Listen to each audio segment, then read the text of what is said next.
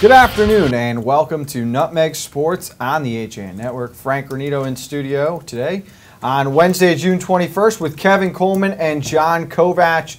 And John, you're here today. We're going to get right to it. We had Jeremiah Schwartz, the founder and CEO of Tri Federation, in with us yesterday, and I immediately want to get your opinions on what you thought of that conversation. I thought he explained it very well. I thought it was a lot of fun, and I think it's something that has potential, in part because it's so different. It's so different, yet it incorporates so much from other more well-known sports. I think there's definitely a place for it.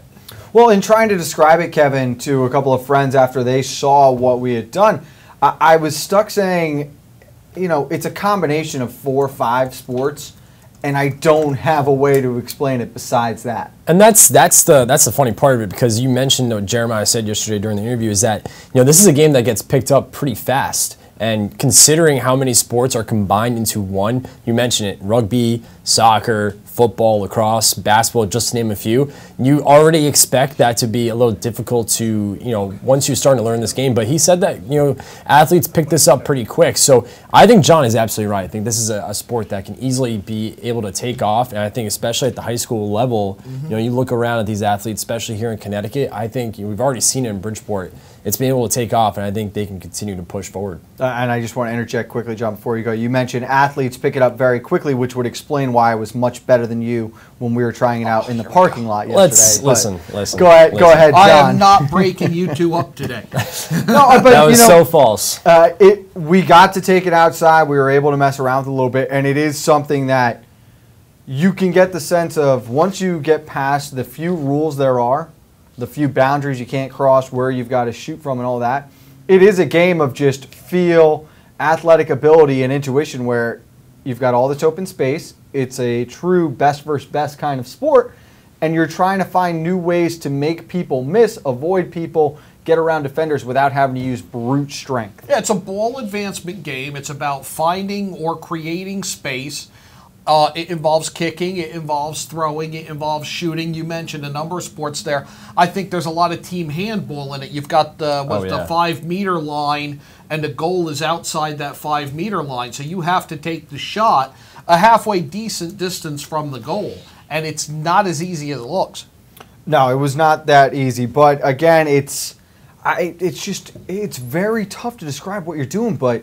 And I had doubts about it, John. We were talking about it before where I just didn't see this becoming relevant, really being a trend-setting idea. But I'm sitting here now and I'm telling you, could we be looking at this being the way of potentially off-season training for sports like football? I think it's a great potential fill-in for that, because I think you're going to see things like spring practice and summer workouts more and more limited with the concerns about concussion.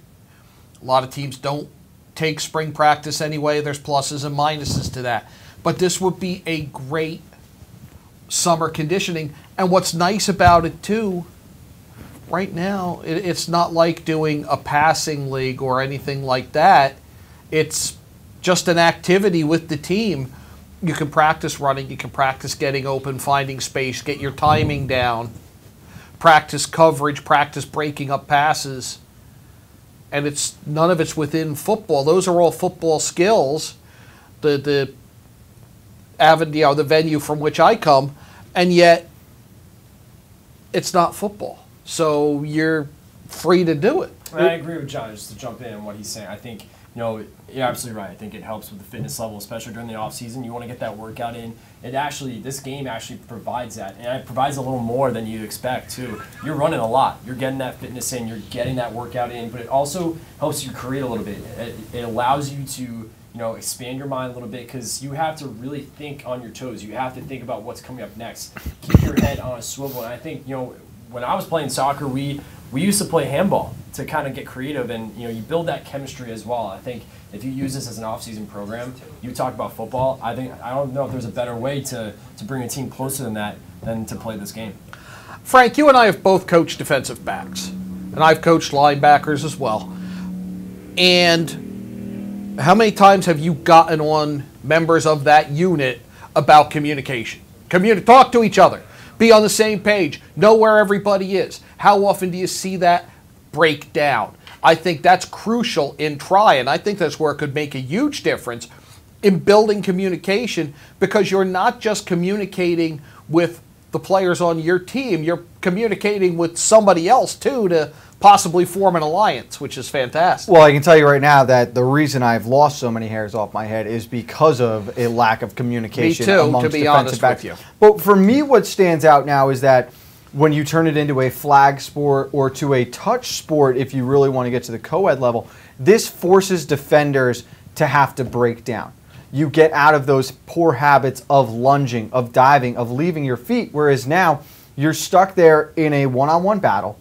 You have to sink your hips and trust that where a ball carrier's hips are going is going to take you into position. You're not just able to wrap up a leg and hope that someone else comes on. You can't just grab a jersey and yank someone down.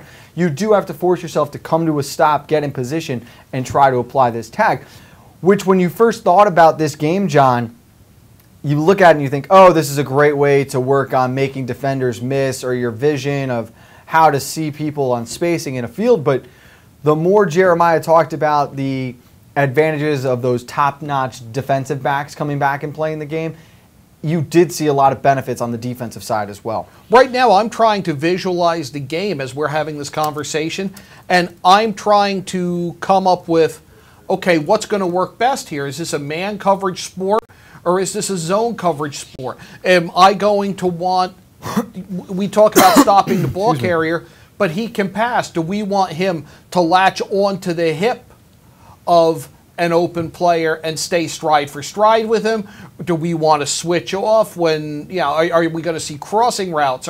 There's so much you can do there because there's so much field and it's a different space. You have to think differently. Well, we've got video from the Tri-Federation that we're going to tee up right now. This is out in Oregon. A couple of fraternities essentially set up an intramural game. Well, it's got to be 3 if we're playing tri. It can't be couple.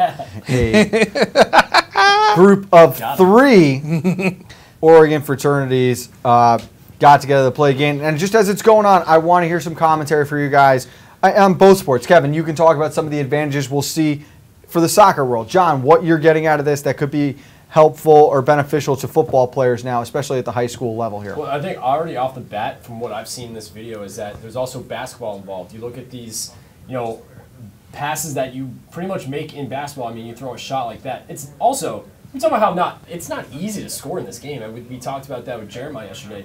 It's pretty difficult to score in this game. So, again, it really tests your limits on your thinking ability, on how to be creative. And it's, you see a goal right there, but I think, it's just so creative and interesting, John. How many sports can be involved into this game? It's really endless. You cannot, and I said it half jokingly, but it is true, you cannot protect the points in this game. That ball is so long that you cannot protect the points. You are set up to be stripped if you try to carry it. And I think that's a nice touch there. You've got to look to offload that ball. You cannot carry it long distances, particularly if you go flag or touch. Here, there's a coverage breakdown. Frank, let's call it what it is in football. Whose team was covering him? Of those teams, whose man was how are these guys getting open in space? You've got to talk and devise coverages. You've got 5 players for each team on the field at the same time.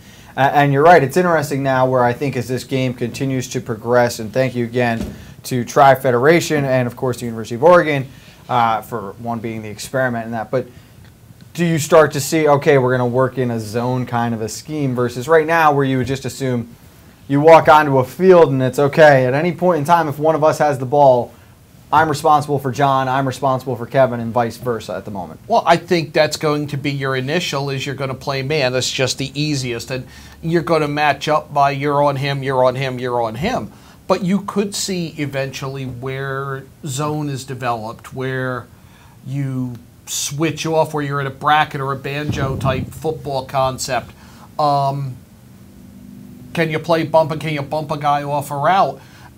Are you going to see route? There's so many combination routes in today's American football game. Are we going to see this as a way to get timing right on crossing routes? There's a lot of potential there. Soccer, how do I get to space? How do I shed the man who's marking me and get to space? There's all these potential uses for it. Well, and Kevin, I would like to think, too, that based on the shape of the ball and the way we saw it bouncing yesterday, you saw a lot of those Oregon guys were kicking it around. You'd have to think that being able to kick a ball like that would make kicking a round ball much easier. Well, we tried it yesterday, and it did not go well, I'll tell you that much. But I think that when it comes to soccer in this part of this game, I think it's patience. I think you talk about how in soccer you want to it's like a chess match. You want to be patient, work around possessions, and that's how you create chances to score. And I think that's how you saw coverages break down, like you saw in the film there, John. I think that's when you start to see defenders doubling up. You find a teammate open, just like soccer. You're patient in the middle. You play out to the wings. You look for a forward up top, and that's how it kind of works. And that's what I saw in that video, and that's how it relates to why I think how soccer can be involved in the try. I think it also encourages creativity. And the one goal that stood out to me there, being somebody who watches and follows team handball, was there's that line. It was delineated by cones in the Oregon video. Your foot cannot touch the ground outside that. And one of the players started his leap inside the cone and then put it in, but because his feet never touched the ground, he was legal. You see that shot in team handball a lot. That's just thinking and using the rules. And I think Frank, but I think another spot where you saw basketball involved in there was at one point in the video you saw the guys kind of do quick passes, a little give and go, and a guy shot it like he was shooting a basketball, and it went in. So that's where basketball, I think, comes involved too. It's so innovative what they are attempting to do now, John. We've seen it expand. Just in 2016, a year ago, this past weekend, they played the first interscholastic game here in the United States. Since then, they have expanded out to the west, to the south. It is literally all over the nation now. They are hoping to have a tournament featuring 12 Connecticut schools by next summer in 2018. Over the next couple of months, even into the next 12, we'll say, where do you see this game going? I could clearly see a tournament involving a dozen FCIAC or Connecticut teams. You have 3 right now in the Bridgeport schools that just had their second annual. Harding, Central, Bassick. They're old hands at this now. And you see how those kids come together, how they're getting it, and you see the football coaches at those schools embracing this as a training tool. We had heard Eddie Santiago of Harding had already purchased, I think it was 4 or 5 of these balls. They got the full set because they're on. Kev, now, one of the more interesting things I thought that Jeremiah told us yesterday was that they played this past Saturday in the pouring rain, and he was shocked at how many kids still turned up for this game and the emotion that surrounded. And we know the city rivalry of Bridgeport amongst all these schools, how intense it is, but to see it translate into a new game like this, it speaks volumes as to what Tri is doing. It really is. It speaks volumes to what the hard work that Jeremiah has put in to the Tri Federation. And I think, if this works in Bridgeport, I think this can work all over the FCIAC. I think it could work in Norwalk, Stamford. I think those are 2 places that stick out to me the most. I think you talk about some rivalries there, and Danbury as well. I think the other towns as well. You talk about Richfield, New Canaan, Darien, Greenwich. I think those can work too. I really think this is a sport that can take off here in Fairfield County, and it's a hotbed for this kind of sport. And I think if you get the right people and they're on board, the sky's the limit. Obviously, John, this will be my last question for you here. It's a copycat world. We understand that in the world of sports now, especially in football. Do you think it has to be New Canaan, Darien, or Greenwich to give this a try or adopt this as a strategy for the rest of the dominoes in the conference to fall? No, because I think the dominoes have started to fall because people are going to see that Central, Harding, and Bassick came back to it a second year, had more kids come back that second year, and were trendsetters, and I think you're going to see more inquiries. And I think segments such as yesterday's when we had Jeremiah on just further expand it. And I think there's plenty we could do. And I honestly hope that we're, coming to you live from a round field sometime in the next 12 months. No, and listen, we are very excited to continue promoting and working alongside Jeremiah and helping Tri in any way that we can. It's a great sport they've got going on. It's a great idea, and I know the 3 of us are looking forward to seeing it grow We're over too the shy next of a couple team. months. That's right. Well, That's true. got at least one more in the back. Maybe we can convince Joe to stay a little longer, and we're set and ready to go. We're going to step aside on Nutmeg Sports, though. Quickly, John, thanks for coming on. Had a blast, and almost going to. Believe we're going to have you back at some point in time in the next couple of weeks to get ready for Grip and Rip It. Oh, I can't wait for that. It'll be a lot of fun. That'll be July 7th and 8th, but there's more coming up on that later. Coming up next, we got an update on the Connecticut Amateur Golf Championships, the 115th, taking place at Toshua Knolls. That's on Nutmeg Sports on the HAN Network. At In Sports Trumbull, the game is always on inside. Registration is now open for our fitness training programs for high school athletes. The In Sports Performance Center is offering blast speed classes, athletic functional movement assessments, and both men's and women's elite speed and strength training. Our premier programs help bring athletes to the next level. Call 203-268-1214 for more information. Like and follow us on Facebook.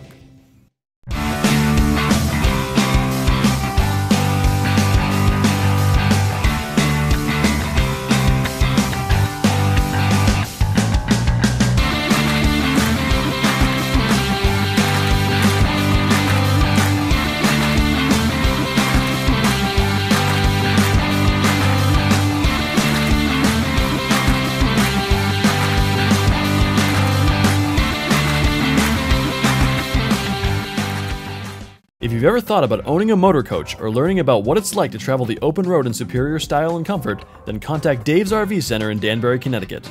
Offering the best quality Class A motorhomes from Newmar, travel trailers and fifth wheel lines from Surveyor, and a toy hauler line from Work and Play. Choose from Newmar's Gas Line, Baystar and Canyon Star, or from Newmar's Diesel Line, Ventana and Dutch Star. And with unparalleled service and maintenance, Dave's RV is committed to keeping you and your motor coach safely on the road and enjoying it to the fullest. Stop by their showroom, 2 Industrial Plaza Road, Danbury, Connecticut, or call 877-483-3866. If you're watching this broadcast, you're not alone. The HAN Network is available for 200,000 Connecticut cable customers on the Frontier Network, and we've also reached more than 2 million viewers on our free live streaming sports, news, and entertainment broadcasts. To reach our rapidly growing audience, contact Advertising Director Jessica Murrin at 203-273-7312 or email jessica@han.network.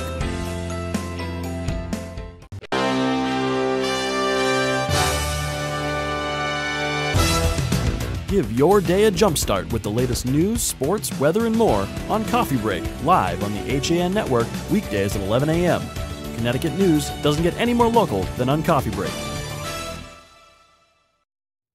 We are back on Nutmeg Sports on the HAN Network. Thank you again to John Kovach coming on to talk about Tri. As we shift gears now, we look to the 115th Connecticut Amateur Golf Championships taking place at Toshua Knolls in Trumbull right now. Kev, we've got 2 local guys just out of FCX schools playing in the tournament right now. That is Justin Clark and Max Theodorakis. Of course, Clark, a New Canaan High graduate last year, and Max Theodorakis, a Danbury graduate. Both finished in the top 32 after the first 2 rounds. Clark shooting a 2 over 146, and Theodorakis was 2 under par at 142. He would be the 8th seed, Clark the 20th. Clark defeated Jason Jaworski of Shorehaven 2-1 in that first round. Theodorakis was the biggest winner, 6-5 over Ronald Sokali of New Haven. So you've got these 2 young men now advancing to the round of 16. They are underway. Clark is currently up by 1 over Matt DeRamio, the 29 seed. That is through 8 holes of play. And on the other side, Theodorakis is down to number 9, Chris DeLucia, through 10 holes. So as we look at this tournament, Kevin, we're following along. You're talking about 2 college players now, 19 years of age at most, and both of them holding their own in this tournament, featuring amateurs from all around the state of all ages. Great to see both these names that we've become very familiar with continuing their success here. Yeah, it's awesome. I think, especially, these 2 players, we got to know them, especially throughout the FCAC. And again, just after what I got to see this spring from FCAC golf on the boys and girls side, I've been so impressed with the talent of the pool of talent that's around here in Fairfield County. And, yes, there's a great list of seniors that are graduating, but there's a ton, and I mean a ton of great young golfers coming up on the ranks, whether they're freshmen, sophomores, or juniors. There's a good there's a good list of great players coming up and great golfers, and it's good to see that these guys are continuing to play well and they're representing Fairfield County very well here in this amateur tournament. Clark just finished his freshman season at Texas Christian University. He is a member of the Horned Frogs golf team. And for Theodorakis, it's this one. This is the Horned Frog. That's the Horned Frog? That's the Horned Frog right there. I thought it was like this. I know the hook of horns. Yeah, you're better than that. This is the Horned Frogs. Okay, you're better than that. Got it. Sorry, TCU. Max Theodorakis is a freshman, just finished up at Campbell University his first year. The defending Division I state champion individual for Danbury High. He went off to college and continued on 3 tournaments this season. He was named the Rookie of the Conference twice, and he owned 3 of the Camel's top 10 rounds this season. Quarterfinals and semifinals in the amateur championships are set for Thursday. The final match play rounds will be played on Friday. We will keep you up to date on both these young men as their tournament continues on. In other news, let's take a look at the Ridgefield High School relay team for girls outdoor track. Running as the Ridgefield Track Club, Anna Landler, Emma Langes, Katie Jasminski, and Alexandra Dameron combined for 14th place in the championship division of the 4x400 meter relay at the New Balance National Outdoor Meet, which took place this past few days down at North Carolina A&T University in Greensboro. The runners had a time of 3 minutes, 53 seconds, 0.83 hundredth of a second, just slightly off their school record that they set. This is disappointing, obviously, when you look at it, just because, Kev, this is the first postseason loss the girls have suffered this year. They had won every single race through sectionals, divisionals, FCX, states, state opens, regionals, and now a very impressive showing at the national level. I think when you look at it, 14th place, you automatically think they didn't do well. They did excellent, and they have to be very proud of themselves because they had a great season. You talk about, the 2 that stick out to me the most, just from we got to know them through soccer, was Katie Jasminski and Alexa Dameron. The 2 of them, Jasminski is just a lightning bolt. She is so fast, and that 4x400 relay is just so impressive. And you got Anna Landler and Emma Langes, the 2 of them as well, doing a great job on this relay team. It's really impressive, and the coaching staff too has to be really proud because these 4 runners have done a lot throughout their career here at Ridgefield High School. And for Jasminski and Dameron, I know that that's something big for them because during the soccer season, got to talk to them, and they were so excited to run track in the winter and spring. To see them do so well, it really is nice to see. And it's a good way, Frank, to kind of end their career at RHS, especially Jasminski and Dameron, because these are 2 phenomenal athletes. And they compete as a club team, Kevin, because the Nationals are not considered part of the official high school season. Right. So it's technically removed from the Year of the Tiger around the conference. But I thought it was very fitting. It was a Ridgefield team that brought all of this year to a close, especially at the national level. Landler, Langes, Jasminski, and Dameron now own the 5 fastest relay times for the 4x400 in program history. It is really impressive what they have done this year. And in other Ridgefield news, we didn't get to this earlier in the week, but we just want to mention again, Ridgefield Aquatic Club swimmers AJ Bornstein and Kieran Smith, both rising seniors at Ridgefield High, will be competing at the upcoming USA Swimming Phillips 66 Nationals and World Championship Trials. The event will take place June 27th through July 1st at Indiana University. Bornstein is qualified to compete in the 100 and 200 meter breaststroke, while Smith has qualified to compete in the 200 and 400 individual medley, 200 meter backstroke, and the 400, 800, and 1500 meter freestyle. Both those young men are rising seniors and will continue their careers this winter for the boys swim team at Ridgefield. We'll have plenty more on that. We want to wish those young men the best of luck as they get set to head off to Indianapolis. That's huge for these swimmers, and it's huge for the Ridgefield swimming program.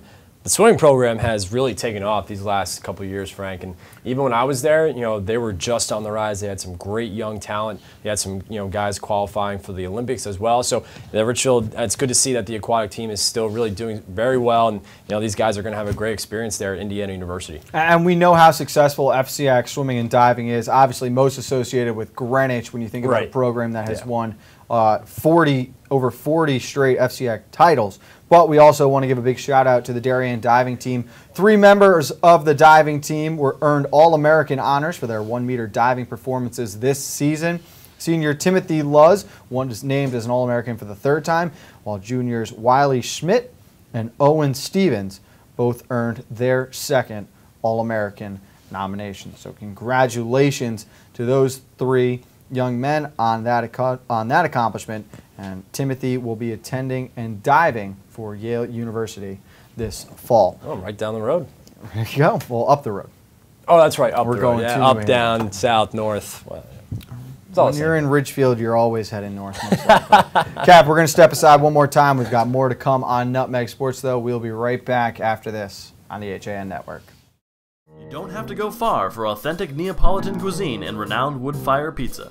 Pizzeria Loretano of Bethel is a contemporary Italian bistro, specializing in authentic wood-fired brick-oven pizza Napolitana. Pizzeria Loretano was named one of America's top 1,000 Italian restaurants in 2008 by Zagat, and recommended by Jane and Michael Stern on National Public Radio's Splendid Table. Located close to the Bethel Cinema, we focus on quality, and our food is always made to order. Join us for live jazz Sundays from 6 to 8. Find our schedule, menu, and more at pizzerialoretano.com, and like us on Facebook. The new fishing season is fast approaching, so it's time to head over to the dock shop and get your gear in order. We're now offering bait in both Darien and our Westport location. The dock shop can service and repair your rods and reels, spool up new line, and fill any empty space you might have in your tackle box. Whether you're a fisherman, boater, or beach bum, the dock shop is a unique place to shop. The dock shop, 51 Tokenique Road, Darien, 609 Riverside Avenue, Westport, dockshop.com. Spring has sprung at Walter Stewart's Market, and we're celebrating the new season with fresh takes on spring. From the finest produce around to guaranteed fresh seafood delivered daily by the best local supplier. Not only are we your time-saving one-stop shop for everything you need this season, our personable team is always ready with a helping hand. Shop Stewart's for the best of spring. Find us at 229 Elm Street, New Canaan, or shop online at stewartsmarket.com. I can't believe it. Well, Dad, you did it. You sold 160 cars. Ready to go back upstairs now? I think it's time. I wonder how the boys are making out in their new office. Not what I had in mind, Kyle. What, Dad? Maybe we should retire. Right now, lease a 2017 Rogue S for only $139 a month. Isn't it time you got Millerized? I'm John Kovach. I'm a newspaper editor. I'm a high school football coach. I'm a television presenter. And I want you to love fishing as much as I do. Tune in to Yankee Fisherman, Thursdays at 1 on the HAN Network. It's like going to the tackle shop without leaving your office. Back on the HAN Network's Nutmeg Sports, Frank Granito standing alongside Kevin Coleman, who has finally figured out how to do the horned frog sign now. There we go. There you go. Now we're in. We're in there. There we go. Kev, some breaking news earlier today. Greenwich basketball, the boys' side, they will have a new man patrolling the sidelines this year as Patrick Heaton is resigning. It is going to be Philip D'Amato stepping in as the new head coach. Your initial thoughts on this change? It's unfortunate. I think, looking over these years, Greenwich has always been a pretty decent basketball team, and they've been competitive, and they're always right there with some of the top teams. And it's one of those things where you don't want to see a coach change because you talk about some of these seniors coming in, they wanted to have that same coach, but it's never easy. And maybe this starts a new wave here for Greenwich. Maybe this brings in a different type of team. He brings in a different kind of attitude, a different type of play that brings in some new players that it's almost like hitting the refresh button. So yes, it's disappointing for Greenwich basketball, but I think in a way it's a little bit refreshing as well. Obviously, Coach Heaton was very well liked, so I think that's where it's most shocking. But you're talking about a team now, no matter what the sport is, there are going to be high expectations for every Greenwich team. You expect to be in the FCX tournament. You expect to be in the state tournament. They finished 9-11 this year, just missing out on FCX. They fell in the Class LL tournament to, obviously, the FCX regular season champion Trumbull. Now D'Amato joining Greenwich after spending 6 seasons as an assistant coach at Haldane High School in Cold Spring, New York. You lose your head coach of 3 years. You lose a player like Connor Harkins now, obviously nationally renowned for his three-point shooting ability. What kind of expectations are you putting onto the Cardinals for this upcoming year?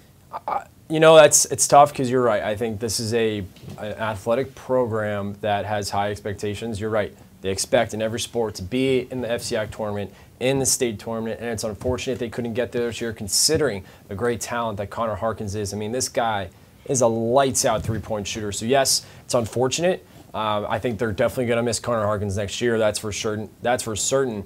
But I think, you know, this new coach, I think he's going to bring in a different attitude, like I said, and he's going to field hockey, and Jessica Clark of the Bridgeport Central softball, basketball, and track and field teams.